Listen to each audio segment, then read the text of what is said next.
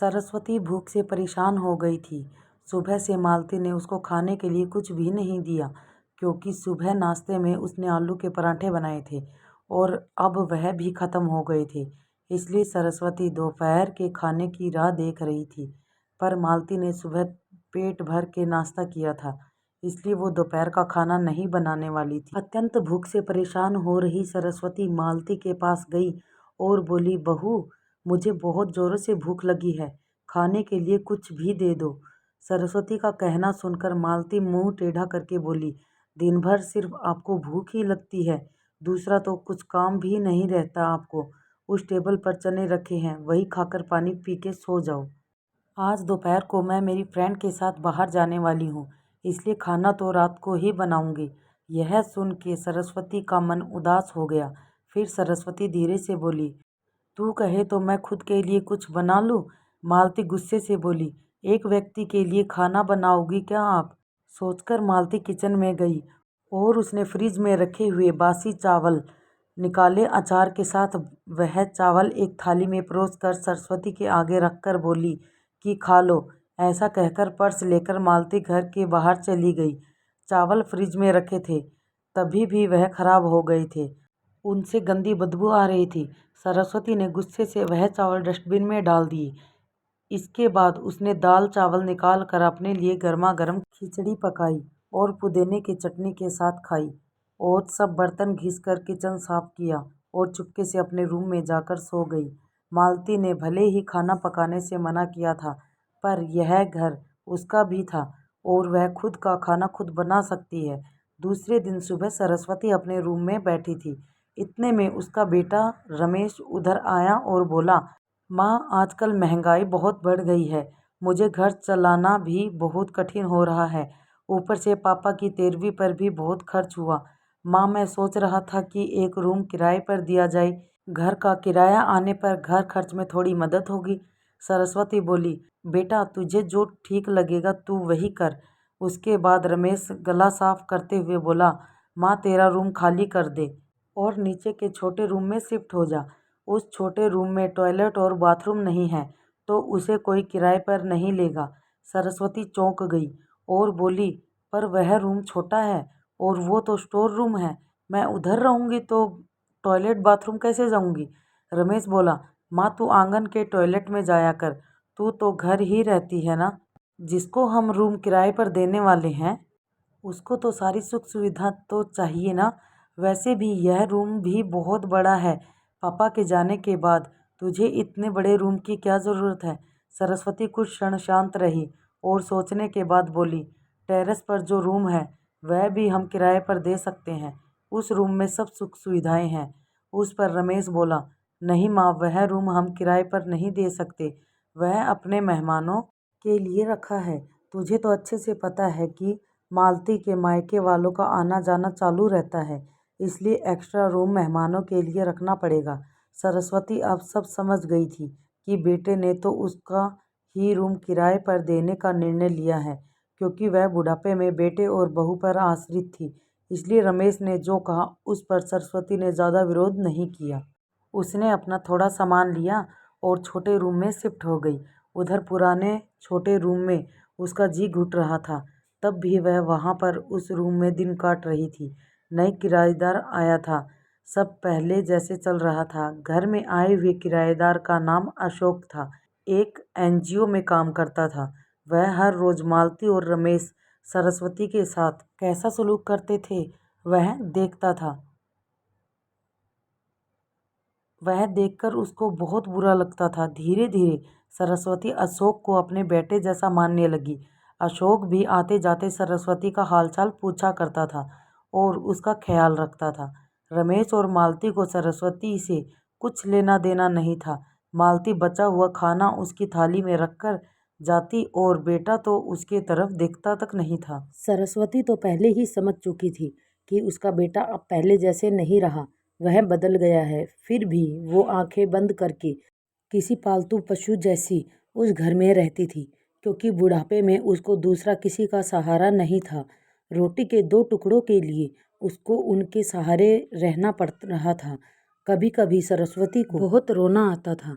सरस्वती अशोक को अपने मन की बातें बताने लगी। उसके पति की मौत बेटे की लापरवाही से हुई थी, पर वो ज़्यादा नहीं बोल पा रही थी। जब पति काम पर जाते थे तब घर में हम दोनों का बहुत मान सम्मान मिलता था। जब वह काम करने में असमर्थ हो गए तब रमेश को उन्होंने घर खर्च में मदद किया कर ऐसा कहा। यह बातें रमेश के मन को बहुत लगी। जब तक पति घर चला रहे थे रमेश अपने सब पैसे बचा लेता था, पर अब शर्म से और मजबूरी में उसको घर खर्च चलाना पड़ रहा था। धीरे धीरे माँ बाप का खर्च उसको बोझ लगने लग रहा था, लेकिन वह स्पष्ट रूप से कुछ भी नहीं कह सकता था। इस बीच पति का स्वास्थ्य बहुत बिगड़ गया और वह चल बसे। डॉक्टर के पास जाने से पता चला कि उनको निमोनिया हुआ था। डॉक्टर थोड़ी महंगी दवाई लिखकर देते थे, तो रमेश पैसे बचने चाहिए इसलिए रमेश आधी दवाई लेकर आता था। शुरू में पति का स्वास्थ्य सुधर गया था, तब रमेश ने उसकी गोलियां औषधि बंद कर दी थी। पति भी इन चीज़ों पर ज़्यादा ध्यान नहीं देते थे, लेकिन एक रात में उन्हें सांस लेने में बहुत परेशानी हुई। सरस्वती बहुत घबरा गई और वह भाग के गई और रमेश के कमरे का दरवाज़ा ठोकने लगी और कहने लगी कि पापा का स्वास्थ्य बहुत बिगड़ गया है, चल हम उन्हें डॉक्टर के पास लेकर जाते हैं। उस पर रमेश बोला, माँ मुझे अब सोने दो, मुझे बहुत नींद आ रही है, हम सुबह पापा को डॉक्टर के पास लेकर जाएंगे। ऐसा कहकर उसने दरवाज़ा बंद कर लिया था। सरस्वती रात भर पति के तकिए के पास चिंतित बैठी रही। कभी छाती को तेल लगाकर मालिश कर रही थी तो कभी भाप दे रही थी, पर भगवान को कुछ अलग स्वीकार था। सुबह तक उसकी मृत्यु हो गई थी। घर में कब्रिस्तान जैसी शांति थी। रमेश रोने का नाटक करने लगा। मालती तो ऐसे रो रही थी कि जैसे उसको वास्तव में ससुर चले गए। इस बात पर बहुत दुख हो रहा है। सबसे ज़्यादा धक्का लगा सिर्फ सरस्वती को, पर वह कुछ बोल नहीं पा रही थी। सरस्वती की आंखों से अश्रु आ रहे थे और उसके ओंठ थर-थर काँप रहे थे, जैसे कि वो कहना चाहती हो कि अब रोने का नाटक क्यों कर रहे हो? मेरे पति की मौत के आप दोनों जवाबदार हो। पर वह कुछ बोल नहीं पाई। क्रियाक्रम कर दिया गया। सरस्वती के दिमाग में हमेशा एक बात चलती थी, रमेश ने लापरवाही नहीं की होती तो आज मेरे पति जिंदा होते। उनकी मौत के बाद मालती और रमेश का व्यवहार बहुत बदल गया था। सरस्वती को भी उनके व्यवहार की आदत पड़ गई थी, इसलिए वह उनकी तरफ से कोई भी अपेक्षा नहीं रखती थी, पर उसका मन उसे अंदर ही अंदर उसे खाए जा रहा था। ऐसी औलाद को सबक भी नहीं सिखा सकती। एक दिन उसका किराएदार अशोक उसके पास आया और सरस्वती को कुछ बातें उसने समझाई। वह बातें सुनकर सरस्वती की आंखों में एक नई उम्मीद जगी। दूसरे दिन सुबह सरस्वती मालती और रमेश के पास आई और बोली, मुझे तुम दोनों से बहुत ज़रूरी बात करनी है। मुझे ऐसा लग रहा है कि तुम दोनों को मेरे साथ रहने में प्रॉब्लम है, इसलिए मैंने सोचा है कि मैं वृद्धाश्रम में रहूंगी। सरस्वती का कहना सुनकर मालती बहुत खुश हो गई। रमेश ने थोड़ा दुखी होने का नाटक किया। फिर थोड़ी देर में सरस्वती ने उन दोनों के चेहरों के हाव भाव देखे और बोली, रमेश तुझे दुखी होने की ज़रूरत नहीं है और मालती तुझे इतना खुश होने की ज़रूरत नहीं है। पहले मेरी सब बातें सुन लो। और सरस्वती हंसकर बोली, यह बातें सच्ची है कि मैं वृद्धाश्रम में रहूंगी, पर मैं इस घर से कहीं नहीं जाऊंगी। मैं इस घर को ही वृद्धाश्रम बनाऊंगी। अब यहाँ तुम्हारे जैसे स्वार्थी बेटे और बहू यहाँ नहीं रहेंगे। मेरे जैसे बूढ़े लोग यहाँ रहेंगे। यह मेरा आखिरी निर्णय है। यह सुनकर रमेश और मालती दोनों ही चौंक गए। रमेश और मालती एक दूसरे की तरफ देखने लगे। उन दोनों ने सोचा था कि सरस्वती घर छोड़कर चली जाएगी तो वह दोनों खुशी से रहेंगे। उनको लगा था कि अब उनको सरस्वती की जवाबदारी लेनी नहीं पड़ेगी, उसका ख्याल नहीं रखना पड़ेगा, पर इधर तो सब उल्टा हो गया था। सरस्वती का कहना सुनकर रमेश गुस्से से बोला, माँ तेरा दिमाग तो ठीक है ना? इस घर पर मेरा अधिकार है, फिर तू इस घर को कैसे वृद्धाश्रम बना सकती है?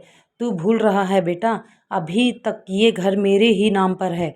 सरस्वती गुस्से से बोली, तुम दोनों ने मुझे बहुत परेशान किया है, छोटी छोटी बातों पर मेरा अपमान किया है, बीमारी के वक्त भी मुझ पर ध्यान नहीं दिया, खाने पीने के लिए भी मुझे बहुत तरसाया। तेरे पिताजी भी मुझे छोड़कर चले गए। अगर मैंने कठोर निर्णय नहीं लिया तो मेरा भी वही हाल होगा जो तुम्हारे पापा का हुआ था। इसलिए मैंने सोचा है कि बेटे के झूठे प्यार के जाल में फंसने से अच्छा मैं अपने बारे में सोचूं। रमेश घुटनों पर आकर बोलने लगा, माँ मुझे माफ़ कर दो, हम दोनों तेरा अच्छे से ख्याल रखेंगे। तेरा कभी भी अपमान नहीं करेंगे, पर तू इस घर को वृद्धाश्रम मत बना। माँ, थोड़ा सोच कर तो देख, हमारा क्या होगा। सरस्वती ऊंची आवाज में बोली। मैंने और तेरे पापा ने तुझे अच्छे संस्कार दिए थे, फिर भी तूने तेरे परिवार के बारे में ही सोचा, हमारा नहीं। फिर मैं तेरा कैसे सोचूं? तू तेरे परिवार का सोच, मेरी चिंता मत कर, और जल्द से जल्द ये घर छोड़कर चला जा, क्योंकि इस घर में अब अच्छे लोग रहने आ रहे हैं। इतना कहकर सरस्वती अपने रूम में चली गई। रमेश और मालती शांत सरस्वती को जाते हुए देखते ही रह गए। सरस्वती ने अपने जैसे बूढ़े लोगों को उसके घर में आश्रय दिया। अशोक की मदद से वृद्धाश्रम अच्छे से चलने लगा। मित्रों, आजकल के लड़कों ने बूढ़े लोगों के साथ गैर व्यवहार किया तो बूढ़े लोग भी कठोर निर्णय ले सकते हैं। धन्यवाद।